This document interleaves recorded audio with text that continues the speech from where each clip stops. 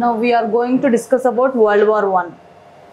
First, importance, why it has been caused. First course చూద్దాం, అసలు ఎందుకు వచ్చింది ఏంటని. కోర్స్ ఏంటంటే ఫస్ట్ యూరోపియన్ కంట్రీస్కి, బ్రిటన్కి ఇక్కడే వరల్డ్ వార్ స్టార్ట్ అవడానికి రీజన్ ఏంటి, ఇక్కడ రీజన్ కాదు ఎందుకు చూద్దాం. Britain, as we already know, Britain has parliament. First country to get revolution, glorious revolution, that is called industrial revolution.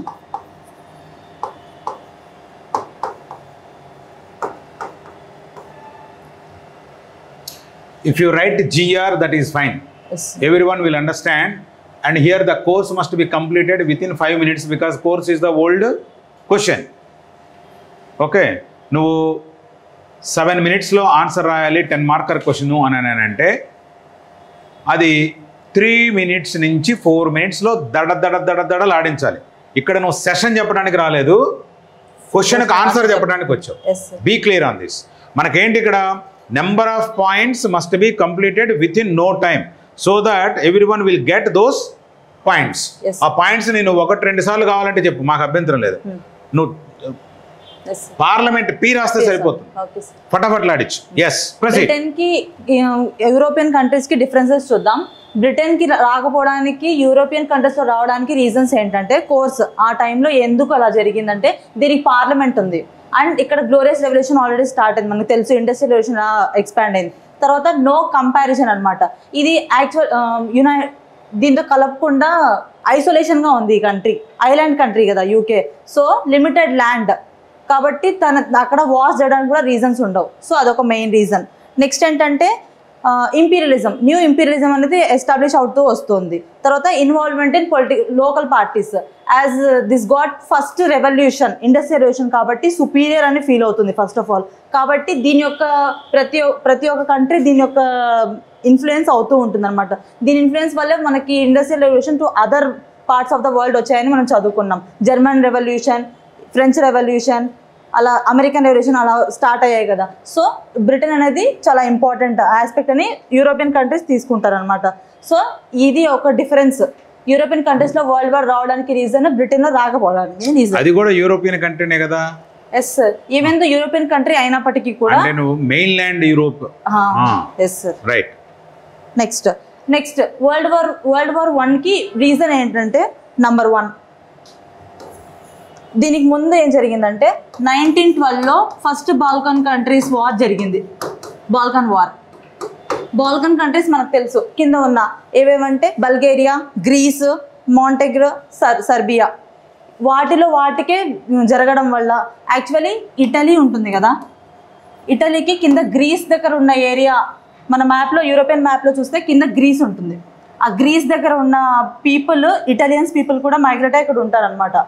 వాళ్ళని వీళ్ళు ఇటలీ అనేవాళ్ళు దీన్ని ఆక్యుపై చేయాలని అనుకుంటున్నారు యాక్చువల్లీ, కానీ అది అవ్వలేదు. కాబట్టి ఇటలీకి దాని మీద ఒక కన్ను పడింది అనమాట. So in order to conquer that అది జరగలేదు. కాబట్టి వీటికి గొడవ. సర్బియా కూడా, ఇటలీ, సర్బియా, గ్రీస్. సో అవి కంట్రీస్ పేర్లు గుర్తుపెట్టుకోండి. బల్గేరియా, గ్రీస్, మాంటెగో, సర్బియా, వీటికి గొడవ జరగడం వల్ల ఫస్ట్ బాల్కన్ వార్ జరిగింది. Next second Balkan war. Second Balkan war Bulgaria కూడా మెసిడోనియాకి ఇన్ఫ్లుయెన్స్ అయిందనమాట తీసుకోవడానికి. సో మనం ఓవరాల్ పిక్చర్ ఏంటంటే, causes for first world war మనకు తెలుసు. Immediate cause of first world war ఏంటంటే, ఆర్కిడ్యూక్ ఫెర్డినాండ్ ఆఫ్ ఆస్ట్రియా సర్బియాకి వెళ్తారు వాళ్ళ వైఫ్తో పాటు. వెళ్తే అక్కడ సర్బియా పీపుల్ రెవల్యూషన్ చంపేశారని చెప్పి మనం చదువుకున్నాం. So death of archduke is the main immediate cause for first world war. ఈ పాయింట్ అనేది కంపల్సరీ ఉండాలి. తర్వాత ఆస్ట్రియా అనేది ఒక అల్టిమేటం వర్డ్ ఈజ్ ఇంపార్టెంట్ అనమాట. అల్టిమేటం అడిగింది అనమాట. Austria as the ultimatum for Serbia to answerability అడిగితే మన సర్బియా ఏం చెప్పింది, so I can't hear what you are telling అని చెప్పి పెడచెవిన పెట్టింది అనమాట. సో దానివల్ల ఏమైందంటే Austria declared war on 28th July 28th జూన్లో చనిపోయారు. 28th జూలైన చెప్పిందనమాట వార్ డిక్లేర్ చేస్తున్నామని చెప్పారు. సో సర్బియా మీద ఆస్ట్రియా వార్ డిక్లేర్ చేసింది. సో ఇది ఒక చిన్న కంట్రీస్, ఆస్ట్రియా సర్బియా మధ్య వార్ ఇంత పెద్ద దానికి ఎలా రీజన్ అయింది, పెద్ద World War I అంత రీజన్ ఏంటంటే ఏ కంట్రీస్ ఏ సైడ్ ఉన్నాయో గుర్తుపెట్టుకోండి. జర్మనీ, ఫ్రాన్స్, ఇవి రెండు మెయిన్లీ అని మనకు తెలుసు. ఇప్పుడు ఫస్ట్ ఆస్ట్రియా సర్బియా మధ్య వార్ కదా, ఆస్ట్రియా సర్బియా రాసుకోండి. ఫ్రాన్స్, మనకు బీఆర్ఎస్ పార్టీ ఉంది కదా, బీఆర్ఎస్ అని గుర్తుపెట్టుకోండి. ఫ్రాన్స్ బీఆర్ఎస్ అంటే బ్రిటన్, రష్యా, సర్బియా. ఇవి ఆస్ట్రియా దీనికి అల్టిమేటం అడిగింది కదా సర్బియాకి.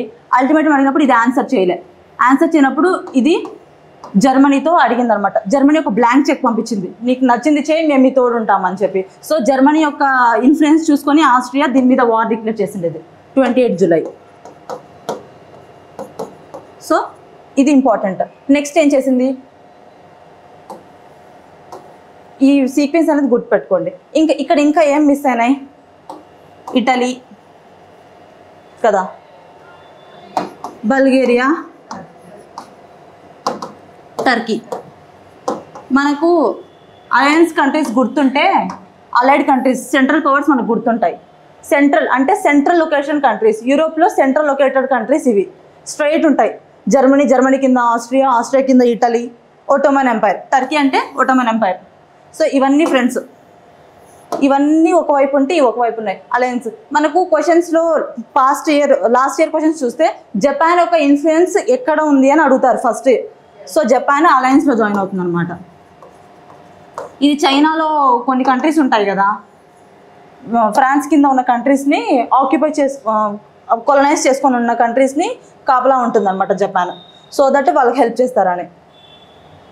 సో ఇది మన మెయిన్ ఫస్ట్ వరల్డ్ వార్కి ఇమీడియట్ కాజ్. దాని తర్వాత ఎవరి పార్ట్ ఉన్నారని చెప్పి గుర్తుపెట్టుకోవాలి.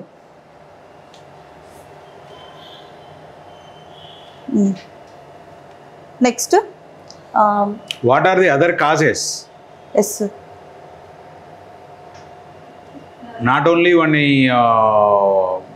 చంపటం కాదు కదా, అది ఇమీడియట్ కాజ్. దాని అదర్ కాజెస్ ఏమేమి రాస్తాం ఇంకా అక్కడ? If the question is focusing on only discuss the causes responsible for the first world war అన్నారనుకో, 1 2 3 4 5 యూ నీడ్ టు నేరేట్.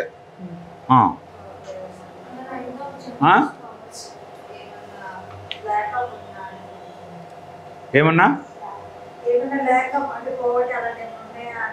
అడుగుతున్నాం.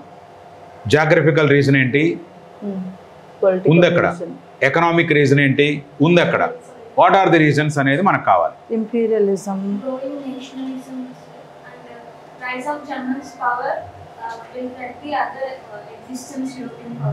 పొలిటికల్ పవర్, అది పొలిటికల్ ఫ్యాక్టర్. రిలీజియస్ ఫ్యాక్టర్స్ ఏమి ఉన్నాయా ఏమన్నా? So you need to think from this angle, అప్పుడు నీకు clarity వస్తూ ఉంటుంది థాట్లో. Okay, right, proceed. సో మళ్ళా we will have second presentation and third presentation in only on world history. కాబట్టి ఆ టైం కల్లా మనకి పిచ్చ క్లారిటీ వస్తూ ఉండాలి. 3 సార్లు ప్రతి సబ్జెక్ట్ని రివిజన్ చేసి వదిలేద్దాం అంతే. డిసెంబర్ లోపల ఈ కార్యక్రమం కంప్లీట్ అవ్వాలి. నవంబర్లో టర్కీ జాయిన్ అయింది. So all countries, central powers, allies powers ఇలా జాయిన్ అయ్యాయి, ఎఫెక్ట్ అయింది.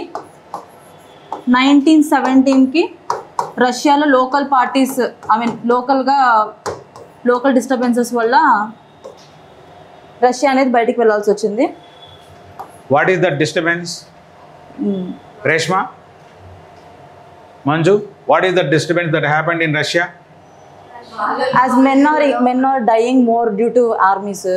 ఆర్మీలో రావడం వల్ల మెన్ అనే వాళ్ళు చనిపోతుంటే ఫీమేల్ వచ్చి రైస్ చేశారనమాట. Bolshevik revolution. రష్యన్ 1919లో ట్రీటీ ఆఫ్ వర్సైల్స్. ఇక్కడ ఒక చిన్న పాయింట్ ఏంటంటే మధ్యలో in the middle of this World War I US కూడా పార్ట్ ఉంది అలయన్స్లో. ఎందుకంటే as it is supplying army I mean armed forces like guns etcetera or for అది. Next food, as all people are participating in the war, nobody to take food. Agriculture grow చేసే అంత time ఎవరికి లేదు కాబట్టి వీళ్ళు food supply and other army supply అంతా ఇస్తూ ఉన్నారనమాట. ఈ యొక్క ట్యాంక్స్ని జర్మనీ అనే వాళ్ళు దాన్ని ఇచ్చేస్తూ ఉన్నారనమాట. ఫుడ్ సప్లై లేకుండా చేస్తారు, సో దట్ ఆగిపోవడానికి రీజన్ అవుతుందని చెప్పారనమాట. సో వచ్చింది యుఎస్ మన అలయన్స్ సార్, యుఎస్ అలయన్స్ వైపు వచ్చింది. సో దీనివల్ల యాజ్ ఇంత ఉన్నప్పటి alliance powers are more, so alliance win అయింది. జర్మనీ, ఆస్ట్రియా అండ్ టర్కీ ఇవన్నీ ఓడిపోయాయి. దీనివల్ల 1919లో ట్రీటీ ఆఫ్ వర్సైల్స్ కాన్ఫ్లిక్ట్కి రెజల్యూషన్ అనమాట.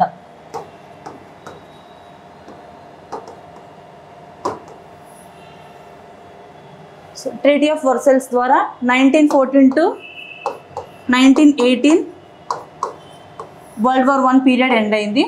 1919 ట్రీటీ ఆఫ్ వర్సైల్స్తో అయిపోయింది అనమాట. సో ట్రీటీ ఆఫ్ వర్సైల్స్ ద్వారా మనకు ఒక బాడీ వచ్చింది, United Nation assembly, council, league of nations. League of మనం డిస్కస్ చేసేది. ఎస్ సార్, దీని తర్వాత ట్రీటీ ఆఫ్ వర్సైల్స్ వస్తుంది. లీగ్ ఆఫ్ నేషన్స్ ఎస్టాబ్లిష్ అయింది. యాజ్ గెలిచిన పార్టీసే కదా, France, Britain, US is also part. ఈ మూడు లీగ్ ఆఫ్ నేషన్స్ దాంట్లో హెడ్ అనమాట. సో వీళ్ళు ఒక నెగోషియేషన్ లేకుండా వితౌట్ ఇన్వాల్వ్మెంట్ ఆఫ్ జర్మనీ ఒక ట్రీటీ లాగా రాశారు. ఏంటి, Germany as taking guilt of war. జిఎన్ రాస్తా సరిపోతుంది, make it fast. Germany guilt of war. Later army world war యొక్క రెపరేషన్ అమౌంట్ అంతా తనేసి పెంచాలి, కాంపన్సేషన్ పే చేయాలి. What are the provisions of Treaty of Versailles is important question. Yes sir. The provisions of Versailles of Treaty, League of Nations, and you need to understand the treaty itself is giving the scope for the Second World War. Yes sir. That is what we need to highlight this. Yes, proceed. Make League it fast. of Nations is mainly for to promote international cooperation and to achieve peace. In order to achieve peace, League of Nations was established, but it led to another one. దీని కింద bodies వచ్చింది చాలా important, ఇప్పటికీ కూడా important. General assembly, council, secretariat, permanent court of international justice in order to peace, make peace in all over the world. International labour organisations, because of labour organisations లేకపోవడం వల్లే కదా పెద్ద రెవల్యూషన్ జరిగింది, మన రష్యన్ రెవల్యూషన్. కాబట్టి labour organisation కూడా establish చేశారు. కానీ యుఎస్ఏ పార్ట్ లేదు, ఎందుకనంటే ఫ్రాన్స్కి జర్మనీ ఒక పెద్ద పవర్ అయితే మళ్ళీ అలాగే జరుగుతుందని చెప్పి దానిలో డీమిలిటరైజేషన్ అవన్నీ కూడా చేశారు. ఏమేం చేశారంటే disarmament, so demilitarisation of Rhineland అదొకటి. Next Alsace and Lorraine, these are the two parts of Germany which have more resources, so these are taken by France. Saar is taken for a period of 15 years. Next, Estonia, Latvia, Lithuania, Poland were given freedom, I mean independence. Next, ఎవరి నుంచి independence? Germany కింద నుంచి sir independence. ఇవన్నీ జర్మనీలో ఉన్న parts. Germany యునైటెడ్గా ఉంటే ఎంత problem వస్తుందో మనం చూసాం కదా World War Iలో ఎఫెక్ట్ అవడానికి రీజన్. కాబట్టి జర్మనీని గిల్ట్ చేసేసి జర్మనీలో ఉన్న పార్ట్స్ అన్నీ స్ప్రెడ్ చేశారు. దాని కింద ఉన్న కాలనీస్ అన్ని బ్రిటన్, ఫ్రాన్స్ తీసుకున్నారు. తర్వాత దానిలో ఉన్న ఇంపార్టెంట్ రీసోర్సెస్ ఏదైనా ఉంటే అవి తీసుకున్నారు. అండ్ మిలిటరీ ఏం చేశారంటే లెస్ దాన్ 1 lakh ఉండాలి, 6 వార్షిప్స్ మాత్రమే ఉండాలి, అలా కొన్ని రిస్ట్రిక్షన్స్ పెట్టారు. అండ్ ఫుల్ వార్ కాంపన్సేషన్ అంతా జర్మనీయే పే చేయాలి. So these are the immediate effects which are given by treaty of Versailles అనమాట. సో ఇవన్నీ యుఎస్కి నచ్చలేదు. US not wanted like this, కాబట్టి దాన్ని నచ్చలేదు. So it is not a part of league of nations అని చెప్తాం. So these are the main reasons to cause for second world war. ఎట్లా సెకండ్ వరల్డ్ వార్ కారణం ఏంది? Critically evaluate treaty of Versailles అని అన్నారు అనుకో, ఫస్ట్ ఇదంతా రాస్తాం సార్. రాసి దీనివల్ల ఎఫెక్ట్ అయిన వాళ్ళు ఎవరెవరు? జర్మనీ, జర్మనీ ఎఫెక్ట్ అయింది. జర్మనీలో 3 పార్ట్స్ ఉన్నాయి సార్. 1919 నుంచి 1929 ఒక పార్టీ, 23 వరకు ఒకటి ఉంది, 23 to 33 ఒకటి ఉంది, 34 నుంచి హిట్లర్ వచ్చారు. సో ఈ 3 పార్ట్స్ రాస్తాము. దీనివల్ల ఇక్కడ నాజీ పార్టీ వచ్చి Hitler rise. And how this treaty is responsible for second world war అని అంటే దాంట్లో ఉన్నటువంటి వీక్నెస్ ఏంటి నువ్వు చెప్పాలి. ఎస్, దాంట్లో ఉన్నటువంటి వీక్నెస్ ఏంటి? జపాన్ వచ్చి చైనా ఆక్యుపై చేసినప్పుడు ఫస్ట్ ఏదన్నా అగ్రిమెంట్ తీసుకునేటప్పుడు అందరం కలిసి కూర్చొని మాట్లాడుకోవాలి, అందరూ ఒప్పుకోవాలా, లేకపోతే వాడిని బలవంతంగా ఒప్పిస్తామా? అందరూ ఒప్పుకోవాలి, అందరూ హోల్ హార్టెడ్ గా ఒప్పుకోవాలి. జర్మనీకి వాళ్ళు నెగోషియేషన్ ఏం పంపించలేదు సార్, డైరెక్ట్ గా సైన్ చేయమని చెప్పారు. లేదంటే నువ్వు మళ్ళీ యూనిఫికేషన్ లేకుండా విడిపోవాలని చెప్పి హోలీ రోమన్ ఎంపైర్ చేస్తామని చెప్పారు. కాబట్టి జర్మనీ ఇంకా తప్పకుండా సైన్ చేసింది. వార్ గిల్ట్ కూడా తీసుకుంది. అది నేషనలిజం అనేది రైజ్ అయింది వాళ్ళ దాంట్లో. సిమిలర్లీ ఇటలీలో కూడా ఇటలీకి కావాల్సిన ప్లేసెస్ అనేవి రాలేదు ట్రీటీ ఆఫ్ వర్సైల్స్ పరంగా. So Italy is also on fire. Both Italy and Germany both combined and led to Second World War. That is what you need to highlight that. Mussolini so and where Italy, Germany hurt very badly and also Italy hurt. So how they combine these two powers combine with Japan and fought with other countries అనేది Second World War వచ్చింది. Yes sir. Okay. Mussolini here, Italy here. I mean Hitler here. Right. Good. ఇప్పుడు ఇక్కడ ఏం చెప్పుండాలి అని అంటే course అనేటువంటి question ఇస్తే ఏమేమి రాయాలి మనం?